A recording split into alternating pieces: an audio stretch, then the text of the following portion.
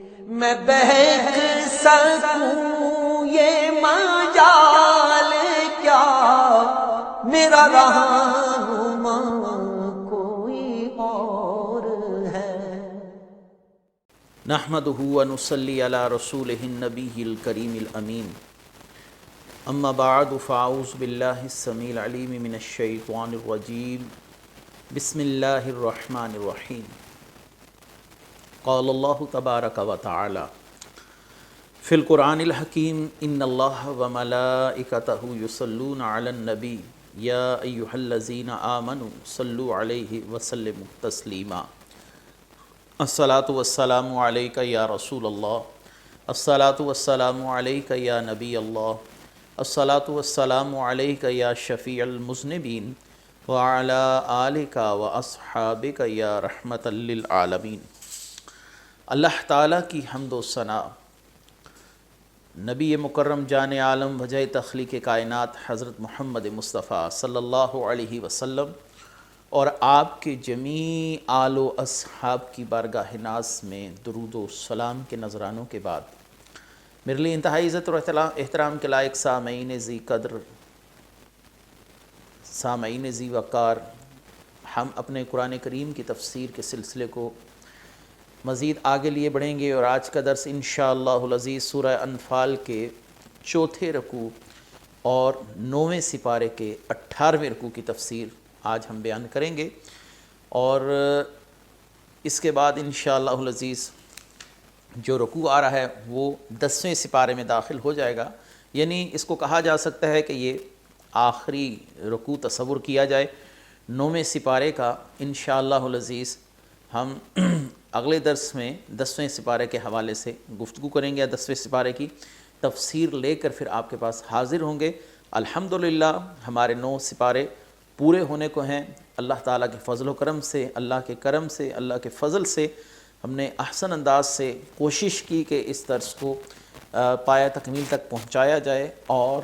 اللہ سے دعا ہے کہ اللہ تعالیٰ باقی جو قرآن مجید کے 21 پارے بحمدہ ہی تعالیٰ رہ گئے، اللہ تعالیٰ ہمیں وہ بھی پورے کرنے کی ایسے ہی توفیق مرحمت فرمائے۔ اللہ تعالیٰ قرآن کریم فرقان حمید سورہ انفال آیت نمبر 29 میں کیا ارشاد فرماتے ہیں؟ اللہ تبارک و تعالیٰ ارشاد فرماتے ہیں، یا ایہا الذین آمنوا ان تتقوا اللہ یجعل لکم فرقانا ویکفر عنکم سیئاتکم ویغفر لکم واللہ ذو الفضل العظیم۔ اے ایمان والو، اگر تم اللہ سے ڈرو اور تو تمہیں حق اور باطل میں فرق کر دینے والا نور عطا فرمائے گا، تمہارے گناہ مٹا دے گا، تمہاری مغفرت فرما دے گا، اللہ بڑے فضل والا ہے۔ اے ایمان والو، اگر تم اللہ سے ڈرو گے، اللہ تعالیٰ تمہارے لیے فرقان پیدا فرما دے گا۔ یہاں پر خوف الہی کے بعد جس اجر کا اعلان کیا گیا اس کو فرقان سے تعبیر کیا گیا ہے، اور فرقان ہے کیا؟ اس کی تفسیر میں تابعین اور بعد میں آنے والے علماء کرام نے اپنی اپنی آراء پیش کی ہے۔ یقیناً قرآن کریم فصیح و بلیغ کلام ہے، جس کے اندر اتنی فصاحت و بلاغت ہے کہ ہر انعام اپنی جگہ پر مناسب معلوم ہوتا ہے جو مفسرین کرام نے بیان کیا۔ مجاہد جو کہ تابعین میں سے ہیں، آپ نے فرمایا دنیا اور آخرت میں تمہارے لیے مصائب سے نکلنے کا راستہ بنا دے گا۔ غالباً آپ کے ذہن میں یہ بات ہوگی کہ سورہ طلاق کے اندر اللہ تبارک و تعالیٰ نے کیا فرمایا کہ اگر تم اللہ سے ڈرو، اللہ تعالیٰ تمہیں وہاں سے رزق دے گا، یعنی وہاں سے تمہارا معاملہ آسان کرے گا جہاں سے تمہیں گمان بھی نہ ہوگا۔ تو فرقان کی تفسیر ہے کہ اے مسلمانوں، تم اللہ کی نافرمانی کو ترک کر دو، اس کے احکام کی اطاعت کرو، اللہ تعالیٰ تمہارے لیے دنیا اور آخرت میں مصائب اور مشکلات سے نکلنے کے راستے بنا دے گا، جیسا کہ امام مجاہد رضی اللہ تعالیٰ عنہ کا یہ قول ہے۔ مقاتل بن حیان، جن کا شمار تبع تابعین میں کیا جاتا ہے، فرماتے ہیں کہ تمہارے لیے دین میں شبہات سے نکلنے کی جگہ بنا دے گا، تمہارے دلوں میں کوئی شک، کوئی شبہ، کوئی اضطراب نہیں رہنے دے گا۔ دیکھا جائے تو یہ بھی بہت بڑی اللہ کی نعمت ہے کہ کسی چیز کے متعلق انسان کو کوئی اضطراب لاحق نہ ہو۔ اکرمہ جن کا شمار تابعین میں ہے، تو آپ نے فرمایا جن چیزوں سے تم خوف زدہ ہو ان سے تمہاری نجات کی جگہ بنا دیں گے، اور ابن اسحاق نے کہا کہ حق اور باطل کے درمیان فصل بنا دیں گے، اور اس فصل سے تمہارے برحق ہونے کو ظاہر فرما دیں گے اور باطل کو مٹا دیں گے۔ فرقان اصل میں ایک جامع لفظ ہے، اور یہ دل میں اس نور کو کہا جاتا ہے جو برائی اور اچھائی کے درمیان ایک فرق پیدا کر دے۔ حضرت عمر فاروق رضی اللہ تعالیٰ عنہ کو فاروق بھی اسی لیے کہا گیا کہ آپ کے آنے سے اسلام اور باطل قوتوں کے درمیان ایک واضح فرق ظاہر ہوا۔ مسلمانوں نے جا کر کھلم کھلا نماز پڑھنا شروع کر دی، اور کفار کو منہ کی کھانی پڑی اور ان کو ناکامی اور ہزیمت کا سامنا کرنا پڑا۔ ان تتقوا اللہ یجعل لکم فرقانا ویکفر عنکم سیئاتکم ویغفر لکم، اگر تم اللہ کی اطاعت کرو، اللہ سے ڈرو، تمہیں حق اور باطل کے درمیان فرق کرنے والا نور عطا فرمائے گا اور تمہارے گناہ مٹا دے گا۔ ان الحسنات یذہبن السیئات، قرآن نے کہا کہ نیکیاں گناہوں کو ختم کر دیتی ہیں۔ حضرت ابو بکر صدیق رضی اللہ تعالیٰ عنہ نے فرمایا اگر تجھ سے کوئی گناہ سرزد ہو جائے، یہ رسول اللہ صلی اللہ علیہ وسلم کی حدیث ہے مسند ابو یعلا میں، تو پھر ایسا کر کے کامل طریقے سے وضو کر کر 2 رکعت نماز نفل ادا کر، اللہ تبارک و تعالیٰ ان نوافل کو اس گناہ کا کفارہ بنا دے گا اور تمہاری مغفرت فرما دے گا۔ اس لیے بہت سے علماء کرام نے یہ بھی کہا کہ جب انسان سے کوئی گناہ سرزد ہو تو اس کے بعد وہ کوئی نیکی کرے یا صدقہ خیرات کر دے تاکہ اس کے گناہ کا وہ کفارہ ہو جائے، اور اللہ تعالیٰ اس نیکی سے اس گناہ کو ختم فرما دے گا، اس گناہ کو زائل فرما دے گا۔ اللہ نے فرمایا اللہ ذو الفضل العظیم، اللہ بڑے فضل والا ہے، اللہ تعالیٰ بہت کرم والا ہے۔ یہاں پر ایک اہم بات بھی ہے کہ اللہ تعالیٰ فرقان پیدا فرمائے گا، اس سے مراد وہ دل کا نور ہے جس کو علماء کرام بعض نے فراست سے تعبیر کیا ہے کہ اللہ سے ڈرنے والے بن جاؤ، اللہ تمہیں فراست عطا فرمائے گا۔ اتقوا فراست المؤمن فإنہ ینظر بنور اللہ، اللہ سے ڈرو، اللہ تبارک و تعالیٰ تمہارے لیے فراست پیدا کر دے گا اور تمہارے دل میں اس نور کو روشن فرمائے گا جس سے تمہیں حق اور باطل کی تمیز ہو جائے گی اور حقائق کا انکشاف ہو جائے گا۔ فراست کے حوالے سے الحمدللہ پہلے بھی بعض دروس کے اندر گفتگو ہو چکی ہے۔ فراست اصل میں غیوب کا ظاہر ہونا بھی ہے، اور فراست اصل میں اچھائی اور برائی کی تمیز کا باقی رہنا بھی ہے۔ جب اللہ کسی سے ناراض ہوتا ہے تو اس سے اچھائی اور برائی کی تمیز کو ختم فرما دیتا ہے۔ مومن وہ ہے جس کے دل کو برائی کھٹکتی ہے، اور جب انسان اس درجے پر پہنچ جائے کہ گناہ کرتے کرتے کرتے کرتے وہ اس مقام پر آ جائے کہ جب اس کے لیے برائی برائی نہ رہے اور اچھائی اچھائی نہ رہے، تو یہ اللہ تعالیٰ کی طرف سے ناراضگی کی پہلی سیڑھی ہے اور اللہ تعالیٰ کی طرف جانے کے راستے بند ہونے کی طرف اشارہ ہے۔ اسی لیے بہت سے لوگ رسول اللہ صلی اللہ علیہ وسلم کے معجزات دیکھ کر بھی آپ صلی اللہ علیہ وسلم کی تائید اور تصدیق نہیں کر پاتے تھے، کیونکہ وہ اپنے آپ کو اس مقام پر لا کھڑا کیا ان لوگوں نے کہ ان کے دل اتنے سخت ہو گئے کہ رسول اللہ صلی اللہ علیہ وسلم کی نصیحتیں، آپ کے معجزات اور آپ کی تبلیغ کی شیرینی اور حلاوت نے بھی ان کو متاثر نہ کیا۔ اگلی آیت ہے وَإِذْ يَمْكُرُ بِكَ الَّذِينَ كَفَرُوا لَيُثْبِتُوكَ أَوْ يَقْتُلُوكَ أَوْ يُخْرِجُوكَ وَيَمْكُرُونَ وَيَمْكُرُ اللَّهُ وَاللَّهُ خَيْرُ الْمَاكِرِينَ۔ اور اے حبیب یاد کیجئے جب کافر تمہارے ساتھ مکر کرتے تھے کہ تمہیں بند کر لیں یا شہید کر دیں یا نکال دیں، اور اپنا سا مکر کرتے تھے، اللہ اپنی خفیہ تدبیر فرماتا تھا، اللہ کی خفیہ تدبیر سب سے بہتر ہے۔ یہ ایک خاص واقعے کی طرف اشارہ ہے کہ کفار نے کیا مکر کیا، اور اللہ تبارک و تعالیٰ کی طرف سے رسول اللہ صلی اللہ علیہ وسلم کے لیے کیا خفیہ تدبیر فرمائی گئی کہ آپ کفار کے چنگل سے باحفاظت نکل گئے۔ رسول اللہ صلی اللہ علیہ وآلہ وسلم کی تبلیغ سے جب انصار نے اسلام قبول کیا تو کفار کو یہ خطرات لاحق ضرور ہوئے کہ یہ نہ ہو کہ اسلام اب مکے میں بھی امڈ آئے اور اسلام کے اثر و رسوخ کی وجہ سے ہمارے اپنے ہم سے دور نہ ہو جائے، اور اسلام جس رفتار سے اب پھیلنا شروع ہو رہا ہے یہ ہمارے لیے یقین ایک خطرے کا سامان ہے۔ لیکن اس معاملے کو روکنے کے لیے ان افراد میں سے جو ان کے کفار کے بڑے اکابرین سمجھے جاتے تھے، عتبہ بن ربیعہ ہے، شیبہ بن ربیعہ ہے، ابو جہل بن حشام ہے، ابو سفیان ہیں، طعیمہ بن عدی ہے، نضر بن حارث ہے، ابو البختری بن حشام، زمعہ بن اسد، حکیم بن حزام، نبیہ بن حجاج، منبہ بن حجاج، امیہ بن خلف، یہ ان کے سردار تھے جنہوں نے مل کر دار الندوہ کے اندر ایک مشاورت کی کہ رسول اللہ صلی اللہ علیہ وسلم کے بڑھتے ہوئے قدموں کو کیسے روکنا ہے اور اسلام کو کیسے روکنا ہے۔ تو اس حوالے سے انہوں نے ایک خاص میٹنگ کی، اور اس میٹنگ کے اندر ابلیس بھی شیخ نجدی کی صورت میں متشکل ہو کر ظاہر ہوا اور ان لوگوں کے ساتھ آ بیٹھا، اپنا تعارف کرایا کہ میں شیخ نجد ہوں، میں نے تمہارے اجتماع کے متعلق سنا، سو میں نے ارادہ کیا کہ تمہاری مجلس میں حاضر ہوں اور تمہارے لیے مشاورت کے اندر معاونت کر سکوں۔ تمام افراد نے اپنی اپنی مشاورت کی۔ کسی کا کہنا یہ تھا کہ رسول اللہ صلی اللہ علیہ وسلم کو ایک بند مکان میں مقفل کر دیا جائے، اس کو قفل لگا دیا جائے، آپ کو مکان سے باہر نہ آنے دیا جائے۔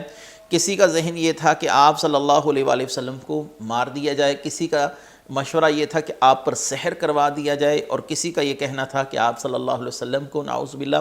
خریدنے کی کوشش کی جائے۔ کسی نے کہا کہ آپ کو اونٹ پر بٹھا کر بھگا دیا جائے، اور جہاں پر اونٹ جا کر رکے آپ سے کم از کم ہماری جان خلاصی ہو جائے گی۔ شیطان جو شیخ نجدی کی صورت میں ان تمام مشوروں کو سن رہا تھا، اس نے کسی بھی مشورے سے اتفاق نہ کیا۔ آخر میں ابو جہل نے کھڑے ہو کر کہا کہ میرے پاس ایک بہترین رائے ہے کہ میں تمہیں ایسی رائے دیتا ہوں جس کے بعد تم کسی بھی پریشانی میں مبتلا نہیں رہو گے۔ وہ یہ ہے کہ ہر قبیلے کے اندر سے ایک فرد کو لیا جائے، اور ہر فرد جو ہر قبیلے سے ہوگا، یہ ہر فرد دوسرے فرد کے ساتھ مل کر، یعنی ایک گروہ کی صورت میں رسول اللہ صلی اللہ علیہ وسلم پر حملہ کر دیں، اور اس طرح رسول اللہ صلی اللہ علیہ وسلم کے قبیلے کا ہر قبیلے کے ساتھ لڑنا ممکن نہیں ہے۔ یقیناً انہیں ہم سے دیت لینا پڑے گی اور وہ ہم ادا کر دیں گے، لہٰذا آپ صلی اللہ علیہ وآلہ وسلم سے ہمارا چھٹکارا ہو جائے گا۔ یا ظاہری سی بات ہے کہ بنو ہاشم اتنے قبائل سے اکیلے تو لڑ نہیں سکتے، جب ہر قبیلے سے ایک فرد ہوگا تو بنو ہاشم کو گھٹنے ٹیکنے پڑیں گے، اور رسول اللہ صلی اللہ علیہ وآلہ وسلم کے معاملے پر دیت لے کر مسئلے کو رفع دفع کرنا پڑے گا۔ شیخ نجدی یعنی ابلیس نے اس مشورے کو سراہا پسند کیا، اور اس نے کہا بہترین بات کہی ہے اس نوجوان نے۔ پھر حضرت جبریل علیہ السلام نے نبی کریم صلی اللہ علیہ وسلم کے پاس آ کر آپ کو اس تمام منصوبے پر مطلع فرما دیا، اور آپ صلی اللہ علیہ وآلہ وسلم اپنی جگہ پر حضرت سیدنا علی کرم اللہ وجہہ الکریم کو بستر پر لٹا کر سیدنا ابو بکر صدیق رضی اللہ تعالیٰ عنہ کے ساتھ ہجرت کے لیے نکل پڑے۔ اور جب آپ اپنے گھر کاشانہ اقدس سے باہر نکلے تو آپ صلی اللہ علیہ وسلم نے زمین سے ایک مٹی کی مٹھی اٹھائی اور آپ نے کفار کی طرف پھینکی، اور آپ کی زبان اقدس پر تھا اِنَّا جَعَلْنَا فِي أَعْنَاقِهِمْ أَغْلَالًا فَهِيَ إِلَى الْأَذْقَانِ فَهُمْ مُقْمَحُونَ وَجَعَلْنَا مِن بَيْنِ أَيْدِيهِمْ سَدًّا وَمِنْ خَلْفِهِمْ سَدًّا فَأَغْشَيْنَاهُمْ فَهُمْ لَا يُبْصِرُونَ۔ بے شک ہم نے ان کی گردنوں میں ٹھوڑیوں تک توق ڈال دیے ہیں، سو اپنے منہ اوپر اٹھائے ہوئے ہیں، اور ہم نے ان کے آگے ایک آڑ کھڑی کر دی، ان کے پیچھے ایک آڑ کھڑی کر دی، پھر ہم نے ان کو ڈھانپ دیا، سو وہ کچھ نہیں دیکھتے۔ یہاں پر شاعر اسلام حفیظ جلندری کے بھی کچھ اشعار ہیں جو اس صورتحال کی عکاسی کرتے ہیں۔ وہ دراتا ہوا وحدت کا دم بھرتا ہوا نکلا، یعنی آپ صلی اللہ علیہ وسلم گھر سے نکلے، تلاوت سورہ یاسین کی کرتا ہوا نکلا۔ آپ صلی اللہ علیہ وسلم اپنے کاشانہ اقدس سے نکلے، اور آپ نے بہرحال غار ثور میں پھر قیام فرمایا 3 دن، اور مولا علی کرم اللہ وجہ الکریم کو فرما دیا کہ آپ امانتیں دے کر میرے پاس مدینے میں تشریف لے آئیے گا، اور یہاں سے رسول اللہ صلی اللہ علیہ وآلہ وسلم نکل گئے۔ یہ اللہ تعالیٰ کی پہلی خفیہ تدبیر تھی کہ کفار کے درمیان سے نکلے رسول اللہ صلی اللہ علیہ وسلم اور کفار کو نظر نہ آئے۔ اللہ تعالیٰ نے آپ کی حفاظت فرمائی۔ اس کے بعد غار ثور کے دہانے تک کفار جا پہنچے، لیکن مکڑی کے جالے کی وجہ سے رسول اللہ صلی اللہ علیہ وسلم اور صدیق اکبر رضی اللہ تعالیٰ عنہ تک کو دیکھ نہیں سکے، وہاں تک پہنچ نہیں سکے، اور ایک دوسرے سے کہنے لگے کہ یہ بات تو ناممکن ہے کہ محمد صلی اللہ علیہ وسلم اس غار کے اندر داخل ہوئے ہوں، کیونکہ یہاں پر تو مکڑی کا جالا ہے، اگر آپ اندر تشریف لے کر گئے ہوتے تو یقیناً مکڑی کا جالا جو تھا وہ زائل ہو گیا ہوتا، ٹوٹ گیا ہوتا۔ اس کا مطلب یہ ہے کہ آپ صلی اللہ علیہ وسلم یہاں پر موجود نہیں ہیں۔ یہی اس آیت کے شان نزول کے حوالے سے تفسیر طبری اور تفسیر ابن ابی حاتم، دلائل النبوت امام بہقی، دلائل النبوت امام ابو نعیم اصفہانی، مسند احمد بن حنبل، المعجم الکبیر اور دیگر اہل سنت کی بڑی کتابوں میں یہ واقعہ موجود ہے۔ اب اگلی آیت مبارکہ کی طرف آتے ہیں۔ اللہ تبارک و تعالیٰ نے اگلی آیت مبارکہ میں فرمایا وَإِذْ تُتْلَىٰ عَلَيْهِمْ آيَاتُنَا قَالُوا سَمِعْنَا لَوْ نَشَاءُ لَقُلْنَا مِثْلَ هَٰذَا إِنْ هَٰذَا إِلَّا أَسَاطِيرُ الْأَوَّلِينَ۔ اور جب ان کے سامنے ہماری آیات کی تلاوت کی جاتی ہے تو کہتے ہیں کہ بے شک ہم نے سن لیا، اگر ہم چاہتے تو ایسا کلام ہم بھی کہہ دیتے، یہ صرف پہلے لوگوں کی داستانیں ہیں۔ اس آیت مبارکہ کا جو شان نزول ہے وہ ایک شخص نضر بن حارث کے متعلق ہے۔ نضر بن حارث اصل میں ایک تاجر تھا جو مختلف مقامات پر تجارت کی غرض سے جاتا تھا، اور جب وہ تجارت کے لیے فارس اور ہیرا اور دیگر ممالک کا سفر کرتا تو اس کے باشندوں سے رستم، اسفندیار، دیگر اجمیوں کے قصے سنتا۔ اب اس کے دل کے اندر یہ بات سرایت کر گئی کہ یہ جو قصے ہمیں سنائے جا رہے ہیں اسفند کے، رستم کے، اسفندیار کے، تو یہ جو قصے ہیں نبی کریم صلی اللہ علیہ وسلم نعوذ باللہ ایسے ہی ہمیں قصے سناتے ہیں، اور آپ کی طرف جو اتاری گئی کتاب ہے وہ اصل میں آپ نے خود سے گھڑ رکھی ہے، اور اس میں پہلے انبیاء علیہ السلام کے ایسے ہی قصے بیان کیے گئے جیسا کہ میں یہاں پر اسفند اور رستم یار کے قصے سن رہا ہوں۔ لہٰذا اس نے آ کر اس بات کو دیکھ کر شور شرابہ کیا کہ یہ رسول اللہ صلی اللہ علیہ وسلم پر جو کتاب اتری ہے یہ کوئی خدائی کلام نہیں ہے، یہ انسان ہی کا وضع کیا گیا کلام ہے۔ رسول اللہ صلی اللہ علیہ وسلم نے خود سے اس کو وضع کیا، اور جیسے وہ لوگ واقعات سناتے ہیں اپنے ممالک میں بہادری کے قصے پہلوں کے، تو آپ صلی اللہ علیہ وسلم بھی جو پہلے انبیاء علیہ السلام کے واقعات سنا رہے ہیں وہ اصل میں اسی سلسلے کی ایک کڑی ہے۔ اور آپ صلی اللہ علیہ وسلم جو عبادت وغیرہ کرتے ہیں، جیسا کہ رکوع کرتے ہیں، سجود کرتے ہیں، نماز پڑھتے ہیں، تو یہ طریقہ یہود و نصارہ سے مستعار لیا گیا ہے۔ اصل میں یہ فارس کی تہذیب اور یہود و نصارہ کے عمل کو ملا کر ایک نئی تہذیب کو متعارف کروایا گیا۔ وہ کہنا یہ چاہ رہا ہے، اللہ تبارک و تعالیٰ نے اس کے قول کو نقل کیا کہ جب ان کے سامنے ہماری آیات تلاوت کی جاتی ہیں تو کہتے ہیں بے شک ہم نے سن لیا، اگر ہم چاہتے تو ہم بھی کہہ دیتے، یہ صرف پہلے لوگوں کی داستانیں ہیں۔ تو اس نے کہا یہ کام تو میں بھی کر سکتا ہوں، پہلوں کے قصے اور یہود و نصارہ جیسی عبادت کرنا، لہٰذا یہ کوئی نیا دین نہیں ہے، یہ از خود وضع کیا ہوا معاملہ ہے۔ نعوذ باللہ من هذه الخرافات۔ وَإِذْ قَالُوا اللَّهُمَّ إِنْ كَانَ هَذَا هُوَ الْحَقُّ مِنْ عِنْدِكَ فَأَمْطِرْ عَلَيْنَا حِجَارَةً مِنَ السَّمَاءِ أَوْ ائْتِنَا بِعَذَابٍ عَلِيمٍ۔ جب انہوں نے کہا کہ اللہ اگر یہ قرآن تیری ہی طرف سے ہے تو ہم پر آسمان سے پتھر برسا تاکہ کوئی دردناک عذاب ہم پر لے آ۔ عبداللہ بن عباس رضی اللہ تعالیٰ عنہ فرماتے ہیں کہ جب رسول اللہ صلی اللہ علیہ وسلم قرآن مجید کی آیات سناتے تو نضر بن حارث کہتا ہے یہ تو گزشتہ قوموں کے واقعات ہیں جو مختلف تہذیبوں کے اندر رائج ہیں، مختلف ممالک اور مختلف خطوں کے اندر رائج ہیں، یہ واقعات تو بیان کیے جاتے ہیں ہر جگہ پر۔ عثمان بن مظعون رضی اللہ تعالیٰ عنہ نے فرمایا کہ رسول اللہ صلی اللہ علیہ وسلم حق کے علاوہ کوئی بات نہیں کہتے۔ نضر بن حارث کہنے لگا حق بات تو میں بھی حق بات ہی کہتا ہوں، سچ کہتا ہوں۔ تو عثمان بن مظعون نے کہا تو رسول اللہ صلی اللہ علیہ وسلم کہتے ہیں لا الہ الا اللہ۔ تو نضر بن حارث کا جواب یہ تھا میں بھی کہتا ہوں لا الہ الا اللہ، لیکن یہ بت اللہ تعالیٰ کی بیٹیاں ہیں۔ پھر نضر بن حارث نے اللہ سے دعا کی اے اللہ اگر یہ قرآن تو نے ہی نازل کیا محمد مصطفیٰ صلی اللہ علیہ وسلم پر تو پھر ہم پر آسمان سے کوئی عذاب اتار، ہم پر کوئی عذاب لا، ہم پر آسمان سے پتھروں کی بارش کر دے، اور ہم دیکھیں گے یہ واقعی قرآن تیری طرف سے ہے۔ یہ وہی بدبخت ہے نضر بن حارث جس کی مذمت میں قرآن کریم کی 10 آیات کا نزول ہوا، اور غزوہ بدر کے دن نبی کریم صلی اللہ علیہ وآلہ وسلم کے دست اقدس سے جہنم واصل ہوا۔ یہ ایسا بدبخت تھا جس کو رسول اللہ صلی اللہ علیہ وسلم نے اپنے ہاتھ سے قتل کیا۔ آگے اللہ تعالیٰ نے عذاب نہ اتارنے کی وجوہات بیان کی ہیں، وہ کیا ہیں؟ وَمَا كَانَ اللَّهُ لِيُعَذِّبَهُمْ وَأَنْتَ فِيهِمْ وَمَا كَانَ اللَّهُ مُعَذِّبَهُمْ وَهُمْ يَسْتَغْفِرُونَ۔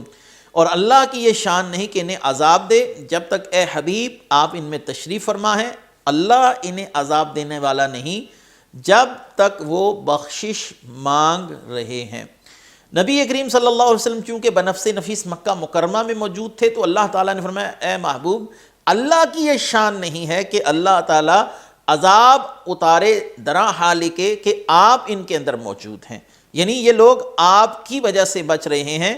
اور دوسرا یہ فرمایا کہ وہ لوگ جو استغفار کرتے ہیں ان کی وجہ سے ان لوگوں سے عذاب ٹلا ہوا ہے۔ نبی کریم صلی اللہ علیہ وآلہ وسلم کی ایک حدیث مبارکہ کا مفہوم ہے کہ جب لوگ گناہ کرتے ہیں اور ان کے گناہ حد سے باہر جانے لگتے ہیں تو اللہ تعالیٰ ان پر عذاب کا ارادہ فرماتا ہے، لیکن جب راتوں کو اٹھ کر استغفار کرنے والوں کو دیکھتا ہے تو اللہ تعالیٰ ان استغفار کرنے والوں کی وجہ سے، اور ایک حدیث مبارکہ میں ہے دودھ پیتے ہوئے بچوں کی وجہ سے اللہ تعالیٰ ان سے عذاب کو ٹال دیتا ہے۔ یعنی ایک کی عبادت کی وجہ سے، ایک کی وجہ سے اللہ تعالیٰ دوسروں سے عذاب کو ٹال دیتا ہے۔ ایک اور مشہور حدیث مبارکہ ہے صحیح مسلم کے اندر کہ زمین پر اس وقت تک قیامت قائم نہیں ہوگی جب تک ایک شخص بھی اللہ اللہ کہنے والا موجود رہے گا، یعنی ایک فرد بھی جب تک موجود رہے گا اللہ اللہ کہنے والا، اللہ تعالیٰ کا ذکر کرنے والا، اللہ سے استغفار کرنے والا، اس وقت تک اللہ تعالیٰ قیامت کو برپا نہیں فرمائیں گے۔ تو معلوم ہوا کہ ایک کی وجہ سے باقیوں پر بھی کرم ہو جاتا ہے، اللہ تعالیٰ ایک کے نیک عمل کی وجہ سے دوسروں کو بھی فائدہ پہنچا دیتا ہے۔ اصال ثواب بھی اصل میں اسی قبیل سے ہے کہ عمل ایک کر رہا ہوتا ہے اور ہم اللہ تعالیٰ سے حسن ظن رکھتے ہیں کہ ہماری دعا کی سبب سے، ہمارے پڑھے ہوئے قرآن کی وجہ سے اللہ تعالیٰ اس سے عذاب کو رفع فرما دے گا جو گناہ گار ہے۔ اس کی ایک نظیر ہمیں صحیح مسلم میں بھی ملتی ہے کہ آپ صلی اللہ علیہ وسلم نے دو شاخوں کو، ایک شاخ کو چیر کر ایک اس قبر پر رکھا اور ایک اس قبر پر رکھا، اور ان شاخوں کی سبزی کی وجہ سے رسول اللہ صلی اللہ علیہ وسلم فرمایا جب تک یہ سبز رہیں گی اللہ کی تسبیح بیان کرتی رہیں گی اور ان لوگوں سے عذاب میں تخفیف کر دی جائے گی۔ تو یہیں سے ثابت ہوا جب شاخوں کے ذکر کی وجہ سے عذاب میں تخفیف ممکن ہے تو انسان جب قرآن پڑھے گا تو پھر اللہ تعالیٰ کسی میت سے عذاب کیوں نہیں اٹھائے گا۔ اور اسی سے اصل لی ہے بعض علماء کرام نے، جو ہم قبروں پر پھول ڈالتے ہیں جب تک ان میں تر و تازگی رہتی ہے، ان میں زندگی کے آثار باقی رہتے ہیں، وہ اللہ کی تسبیح کرتے ہیں اور اللہ تعالیٰ ان پھولوں کی زندگی اور حیات کی وجہ سے اور ان کی تسبیح کی وجہ سے میت سے عذاب اٹھا دیتا ہے۔ اگلی آیت ہے وَمَا لَهُمْ أَلَّا يُعَذِّبَهُمُ اللَّهُ وَهُمْ يَصُدُّونَ عَنِ الْمَسْجِدِ الْحَرَامِ وَمَا كَانُوا أَوْلِيَاءَهُ ان اولیاؤہ الا المتقون ولکن اکثرہم لا یعلمون۔ اور انہیں کیا ہے کہ اللہ انہیں عذاب نہ دے، حالانکہ یہ مسجد حرام سے روک رہے ہیں، یہ اس کے اہل ہی نہیں، اس کے اہل تو پرہیزگار لوگ ہی ہیں مگر اکثر نہیں جانتے۔ اس سے پہلی آیت میں اللہ تعالیٰ نے فرمایا کہ اے محبوب جب تک آپ ان میں موجود ہیں اللہ انہیں عذاب نہیں دے گا، اور اس آیت میں فرمایا انہیں عذاب نہیں دے گا، تو اس آیت کا معنی یہ ہو جب رسول اللہ صلی اللہ علیہ وسلم ان سے تشریف لے جائیں گے تو اللہ تعالیٰ انہیں عذاب دے گا۔ بعض مفسرین نے اس آیت میں عذاب سے مراد قتل اور قید کا عذاب مراد لیا ہے جو انہیں بدر کے دن پہنچا ہے، اور ایک قول یہ کیا کہ مفسرین کی طرف سے کہ ایک قول یہ ہے کہ وہ عذاب ہے جو فتح مکہ کے دن انہیں پہنچا۔ حضرت عبداللہ بن عباس فرماتے ہیں اس سے مراد آخرت کا عذاب ہے، اور جس عذاب کی نفی کی گئی ہے اس سے مراد دنیاوی عذاب ہے۔ پچھلی آیت میں اللہ تعالیٰ نے فرمایا اللہ انہیں عذاب نہیں دے گا، اس میں فرمایا کہ وَمَا لَهُمْ أَلَّا يُعَذِّبَهُمُ اللَّهُ کہ اللہ تعالیٰ کو کیا ہے کہ اللہ تمہیں عذاب نہ کرے۔ تو پہلی آیت اور دوسری آیت میں بظاہر تعارض آ رہا ہے۔ صحابی رسول اور تابعین عظام اور مفسرین کرام اس اشکال کو رفع کر رہے ہیں کہ ان دونوں عذابوں سے مراد الگ الگ عذاب ہیں۔ کسی نے کہا ایک سے مراد دنیاوی عذاب ہے اور ایک سے مراد اخروی عذاب ہے، اور کسی نے مراد یہ لیا کہ اس وقت تک اللہ ان کو عذاب نہیں دے گا جب تک موجود ہیں، لیکن جب آپ ان سے تشریف لے جائیں گے پھر اللہ تعالیٰ ان کو عذاب دے گا۔ اور وما كانوا اولیاؤہ ان اولیاؤہ الا المتقون، کفار کا یہ دعویٰ تھا ہم خانہ کعبہ حرم شریف کے متولی ہیں، ہم جسے چاہیں اس میں داخل ہونے دیں، جسے چاہیں روک دیں۔ اللہ نے ان کے رد میں یہ آیت مبارکہ نازل فرمائی کہ یہ مسجد حرام کے اہل نہیں، کعبہ کے امور میں تصرف انتظام کا اختیار اللہ تعالیٰ نے مشرکین کو نہیں دیا، بلکہ مسجد حرام کا متولی ہونے کے اہل تو پرہیزگار لوگ ہی ہیں۔ اگلی آیت مبارکہ وما کان صلاتهم عند البیت الا مقاء وتصدیۃ فذوقوا العذاب بما کنتم تکفرون، اور بیت اللہ کے پاس ان کی نماز صرف سیٹیاں بجانا، تالیاں بجانا ہی تھا، تو وہ اپنے کفر کے بدلے عذاب کا مزہ چکھو۔ اب مشرکین جو بیت اللہ کا طواف کرتے ہیں، اصل میں ہے یہاں پر تصدیہ کا لفظ، اور یہ تصدیہ کس سلسلے کے لیے ہے؟ تصدیہ اصل میں یہ کہا جاتا ہے یہ تسویق کو، یعنی تالی بجانے کو، اور یہ اصل میں تالی بجانے کو کہا جاتا ہے۔ اور اس کے علاوہ المقا کا جو لفظ ہے یہ عربی میں الصفیر، یعنی خالی حروف سے آواز نکالنا۔ اصل میں جب انسان اپنی انگلیوں کو اپنے جبڑے میں دیتا ہے اس طریقے سے کہ اس سے ایک سیٹی کی آواز پیدا ہو، تو یہ اس کو کہا جاتا ہے۔ تو نبی کریم صلی اللہ علیہ وسلم جب نماز پڑھتے تو ایک شخص دائیں کھڑا ہو جاتا اور ایک بائیں کھڑا ہو جاتا، ایک تالیاں بجاتا اور دوسرا سیٹیاں بجاتا، اور یہ لوگ برہنہ ہو کر طواف کرتے بیت اللہ شریف کا۔ اللہ تعالیٰ نے ان لوگوں کو شعار کو بیان فرمایا۔ آج بھی جو لوگ تالیاں بجاتے ہیں اور سیٹیاں بجاتے ہیں، یقیناً ان لوگوں کے معاملات کی مشابہت ہے مشرکین کے ساتھ۔ ان الذین کفروا ينفقون اموالهم لیصدوا عن سبیل اللہ فسینفقونها ثم تکون علیہم حسرۃ ثم یغلبون والذین کفروا الی جہنم یحشرون۔ کافر اپنا مال خرچ کرتے ہیں، اللہ کی راہ سے روکیں تو اب انہیں خرچ کریں گے، پھر وہ ان پر پچھتاوا ہوگا، پھر مغلوب کر دی جائیں گے، اور کافروں کا حشر جہنم کی طرف کر دیا جائے گا، یا ان کا حشر جہنمیوں کے ساتھ کیا جائے گا۔ یہ اصل میں آیت ان لوگوں کے متعلق نازل ہوئی جنہوں نے بدر کے موقع پر کفار کے لشکر کا کھانا اپنے ذمے لیا۔ یہ 12 افراد تھے، اور ان 12 افراد کے متعلق اللہ تعالیٰ نے یہ آیت اتاری کہ ان کو بعد میں پچھتاوا ہوگا ہم نے کیا خرچ کیا۔ اس میں ان 12 افراد میں 2 افراد سیدنا عباس بن عبد المطلب اور حکیم بن حزام نے بعد میں اسلام قبول کر لیا تھا۔ اگلی آیت یمیز اللہ الخبیث من الطیب ویجعل الخبیث بعضہ علی بعض فیرکموہ جمیعا فیجعلہ فی جہنم اولئک هم الخاسرون قل الذین کفروا ان ینتہوا یغفر لهم ما قد سلف وان یعودوا فقد مضت سنت الاولین۔ تاکہ اللہ خبیث کو پاکیزہ سے جدا کر دے، خبیثوں کو ایک دوسرے کے اوپر کر کے سب کو ڈھیر بنا کر جہنم میں ڈالے، وہی نقصان پانے والے ہیں۔ تم کافروں سے فرماؤ اگر وہ باز آگے تو جو پہلے گزر چکا وہ انہیں معاف کر دیا جائے گا، اگر وہ دوبارہ لڑائی کریں گے تو پہلے لوگوں کا دستور گزر چکا، یعنی اللہ نے جو انہیں عذاب دیا وہ نشان عبرت بن گئے۔ لیمیز اللہ الخبیث من الطیب، اس آیت میں اللہ نے کفار کو خبیث اور مومنین کو طیب کہہ کر دونوں میں فرق واضح کیا، اور آخرت میں ان کے درمیان فرق یہ ہے کہ اللہ تعالیٰ مسلمانوں کو جنت اور کفار کو جہنم میں داخل فرمائے گا۔ اور اللہ تعالیٰ نے اس آیت سے ایک اور بات جو ہمارے پر منکشف کی یعنی ظاہر فرمائی کہ جب کفر سے کافر باز آ جائے، اسلام قبول کر لے، تو اس کا پہلا کفر اور حالت کفر میں کیے ہوئے گئے تمام گناہ معاف کر دیے جاتے ہیں، کیونکہ اللہ نے فرمایا وَإِن يَعُودُوا قَدْ مَضَتْ سُنَّتُ الْأَوَّلِينَ، اور آگے اللہ تعالیٰ نے فرمایا اگر وہ دوبارہ لڑائی کریں گے تو پہلے لوگوں کا دستور گزر چکا ہے۔ یاد رکھیے کہ اسلام پہلے گناہوں کو مٹا دیتا ہے، اسلام قبول کرنا سابقہ گناہوں کو ختم کرتا ہے، اس کا کفارہ ہے، اور اگر یہ باز نہ آئیں تو پہلے نافرمانوں کا حشر دیکھیں کہ اللہ تعالیٰ نے زمین پر ان کو نشان عبرت بنا دیا، ان کو کیسے کیسے عذابوں میں مبتلا کیا گیا، ان کو ہزیمت کا سامنا کرنا پڑا۔ تو اللہ تبارک و تعالی ہمیں دین اسلام پر موت نصیب فرمائے۔ وآخر دعوانا ان الحمد للہ رب العالمین۔ میں بہک سکوں یہ مجال کیا میرا رہا